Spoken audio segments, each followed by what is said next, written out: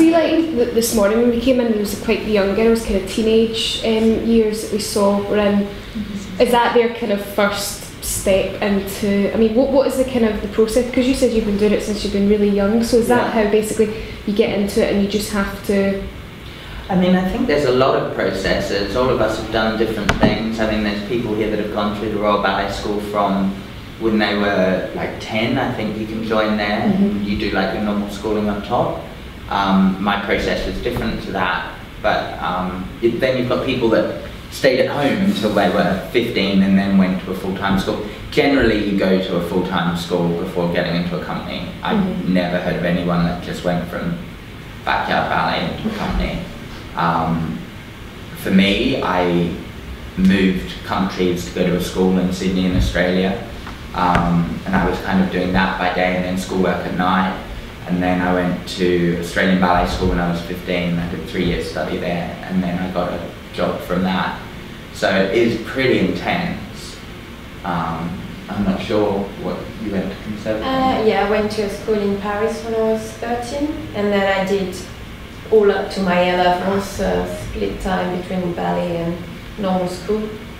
And then I found a job here, so it's pretty straightforward. Yeah. So it is something that you kind of, there are people that start later and have careers and stuff like that. I think those people generally come from some other version of, especially for girls or boys more so now as well, like some sort of gymnastics or something where flexibility and strength is required, because I think that's something that you need to gain early. But most people will have done some semblance of that, so it is something that you kind of start off quite early and I started taking class, I was 5, like I didn't go at 13 and didn't know anything, like I could dance, I would say, but it was all over. Like I had to be, you know, put back to basics and like make it more pure and more French. Yeah, I think that's what those big schools do, they generally break you down again. Like when I went to Australian Ballet School, when I joined I was doing the stuff that I was doing when I left.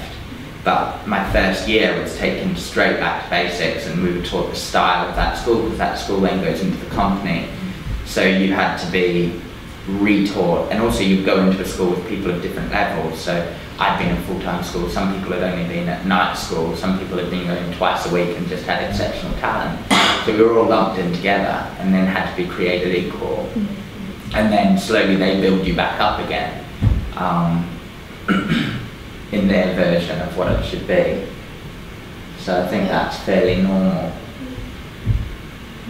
Yeah, I mean, me neither. I don't think I know someone that didn't go to, you know, more or less full-time school. I think you'd join a company and die, to be honest. Like I don't think you could go from doing an hour and a half each night and then full company. I know that people that did that and then came into the school really struggled the first half of the first year.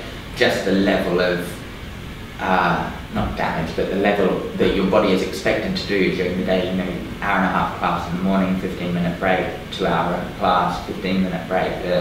It's a lot for your body to suddenly take on. Muscles, bones, all of that, suddenly having to take on that pressure. So. Michelle, she took a ballet quite late on, but good work out while our legs weren't strong. Because most people have been doing it for years. I took up a 37, I started at 37. Good on you. Oh, my legs do this! Good on you. Yeah, I think it's just that, it's a lifetime. And it's much easier when you're a kid to deal with all that pain and stuff. You get on with it a bit better. Become an adult, something hurts, you're like, Yeah, I sports injury.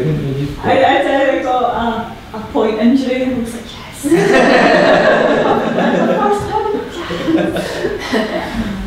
But yeah, when you're older, it's like, it takes you a lot longer. Like our teacher makes us do the splits, and when you're nearly 40, that's a bit trickier. You kind of suffer the next day going, oh.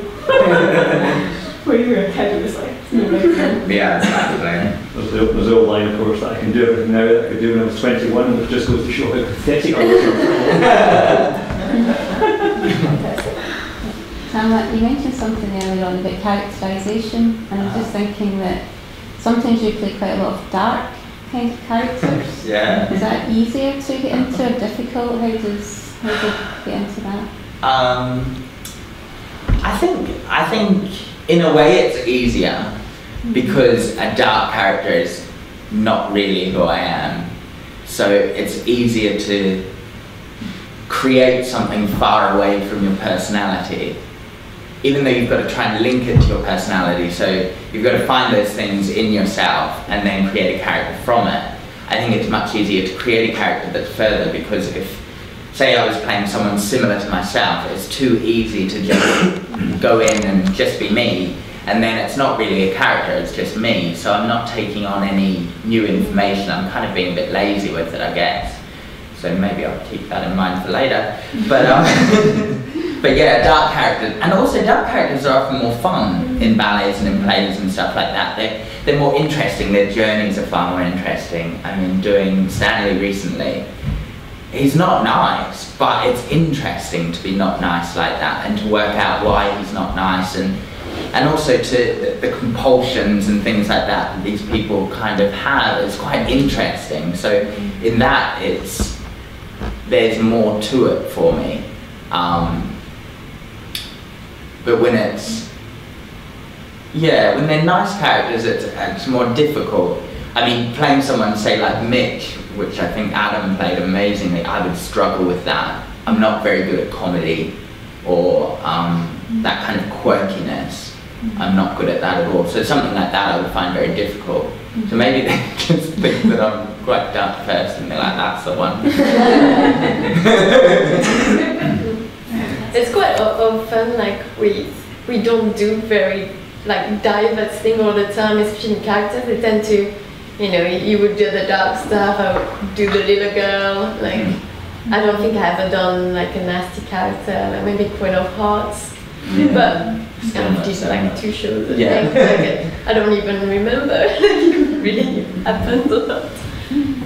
So yeah, you specialize in something, I guess. Is it difficult playing a little girl? Is it difficult to be? Because I think the children in Nutcracker are great actually. Yeah. Interactions. It feels like kids playing on stage. And then you realise that you guys are nearly 20s and some older as well. Yeah, I mean, I think some people find it easy, others not. Like, I find it easier now that I'm older somehow. But I think it's just because at first maybe I didn't really know what to do, like how to always be surprised or innocent, you can show, angry, you can show like innocence, like, it's a lot smaller usually, so we have to, take it across on stage. That was that interaction thing that a couple of the kids did something and then got a row from their mum, which confirmed that they were kids.